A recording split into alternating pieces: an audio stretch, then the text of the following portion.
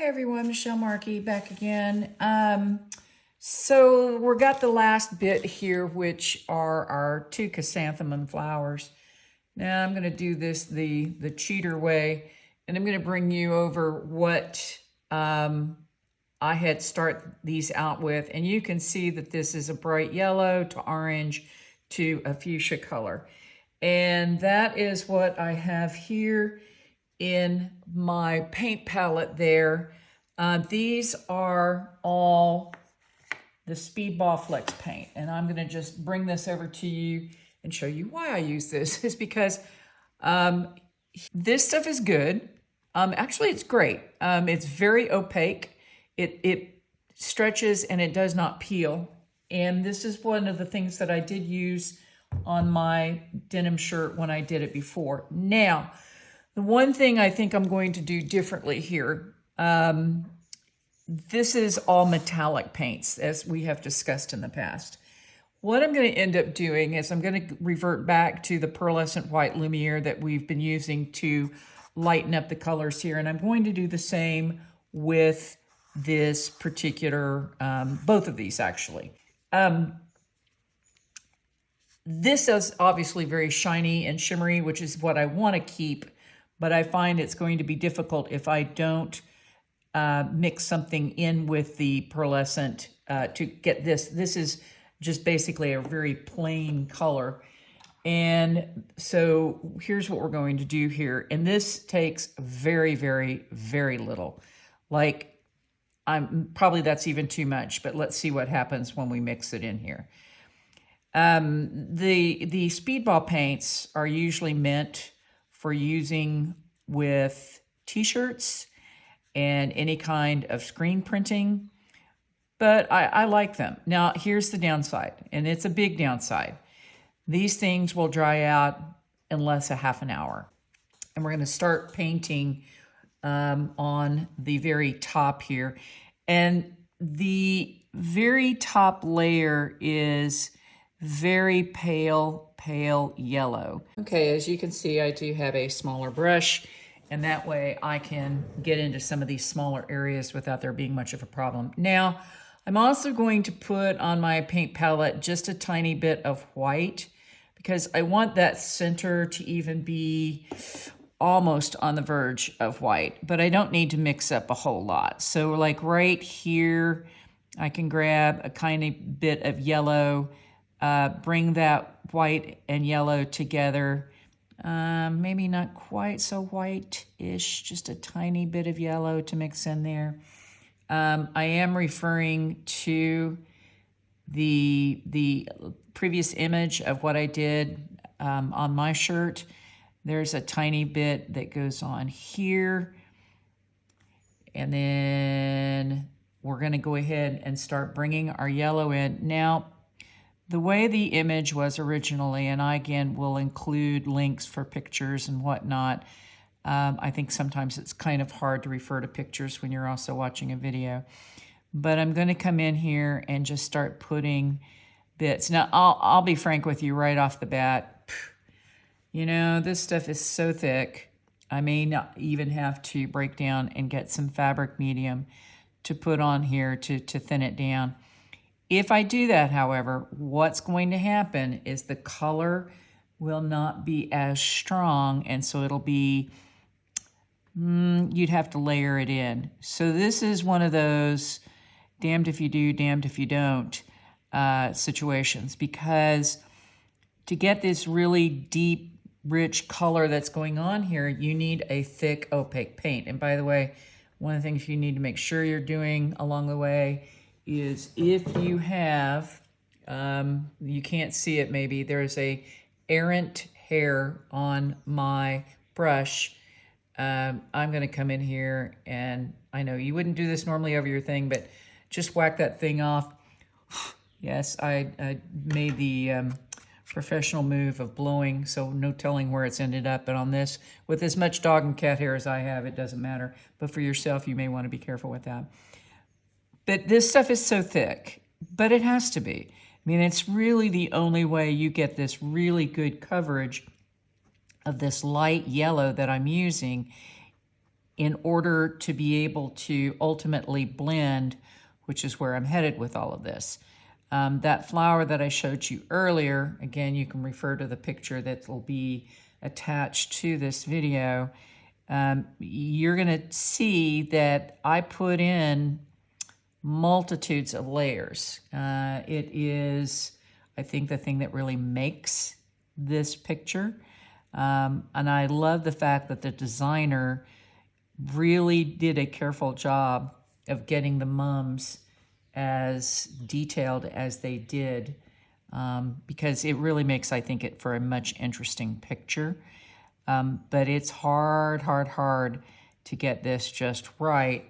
And I'm going to even come in now with some of the stronger bit of yellow and try to put that down. I can already feel that my yellow is starting to thicken. Now, I did bring in some of the other colors, and the reason I did that was because I feel like I'm going to have to show you how to blend up front, because my colors are going to ultimately start drying up here. So this will kind of give you a general idea of how, you know, I've got more than I probably should here. If you're doing this yourself, you're going to want to use a much smaller amount, and just plan on the fact that you'll have to keep making your supply as you go forth and paint this. So I'm just going to do a couple of these petals, not all of them. Again, just for the sake of the time, I'm going to come in here and bring a little bit of this white so that I can mix it with the yellow, make a very pale yellow. Okay, so we've got those. Now the next color is the orange. And on this particular one, actually, this blossom was done with shades of yellows and orange. This one over here will bring in more pink. So the very first thing you're going to want to do, and let me bring this over so that you can see this, is I like to take a bit of the yellow, and we're going to create another blend. That should be enough. I don't want too much. And then pull off some of this orange. Now this is why I brought it over, is because you don't need to do this, but I'm doing this for the sake of the video. Okay, so what we are trying to attempt here is to get a lighter shade of orange that will complement between the yellow and the orange itself. I think I'm gonna need a little bit more yellow. Okay. And this is so, I wish I could give you a formula for this, but this is so total trial and error. Now, again, to keep the more sparkle part going, I will put in some of the pearlescent. And you know, I think what I'm going to do at this time too, is I'm going to bring over my fabric medium, and I'm going to put a few drops in, just so this stuff isn't so darn thick. Again, it's a balancing act. If you make it thinner, it'll go on nicer, but it may not give you quite the coverage. So that's looking good, actually. That's looking real good. I can feel there's still body to it, like it feels like really thick whipping cream, but it's not as stiff as mayonnaise, which is what I think that stuff is. Okay, so here again, I'm going to take this lighter orange, and I'm just going to put a little bit down there first, a little bit right here. Now I do this just to be able to kind of get my color down. We're not blending just yet. I think I've got probably 10 minutes or so to be able to really truly blend. And I really want to focus on getting the color down first. Okay. Put just a little bit right here. You check and make sure. Yep, you can see this. I'm not zooming in. It's not a very pretty sight. I think you can get the point by seeing me work several different blossoms.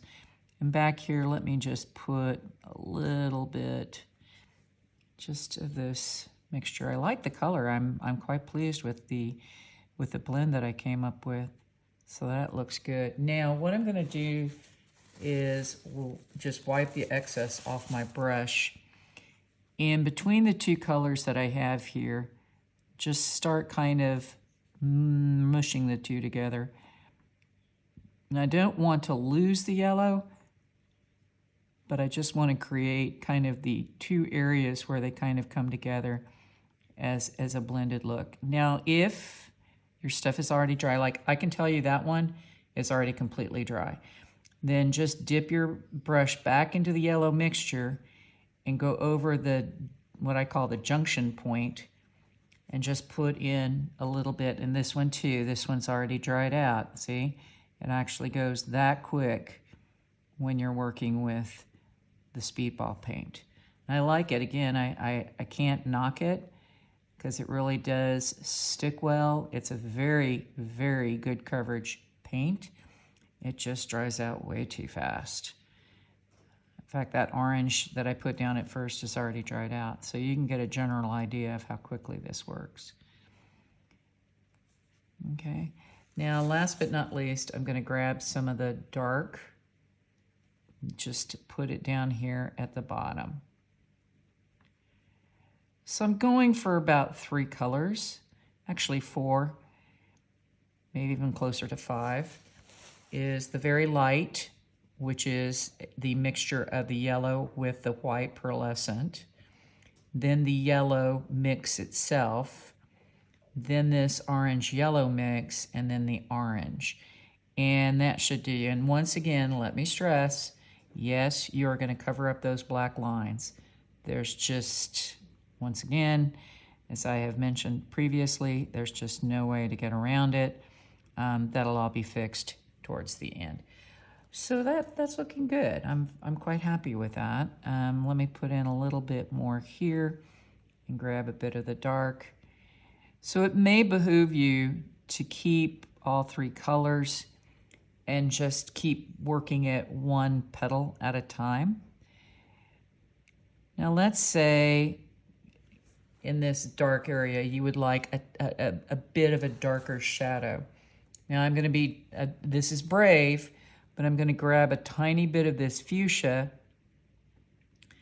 Wow, see, that stuff is already starting to dry out too. Thank God this stuff is relatively cheap. Otherwise, I'd be pretty ticked that I was going, and losing all this. But I'm going to take this orange and mix it well with that fuchsia. And this, I'm only going to use just ever so slightly down here at the bottom for the things that might look like it's deep in the shadow, and then actually put a little bit more orange on top of that. Okay, so as you can see, that's it. So I'm going to continue working on this flower, and then I will come down here and we'll do this one next. Again, the key here, let me go through the steps. In fact, let me just wash my brush out, and we'll do this center petal right here that is remaining kind of in the center so that you can walk through again.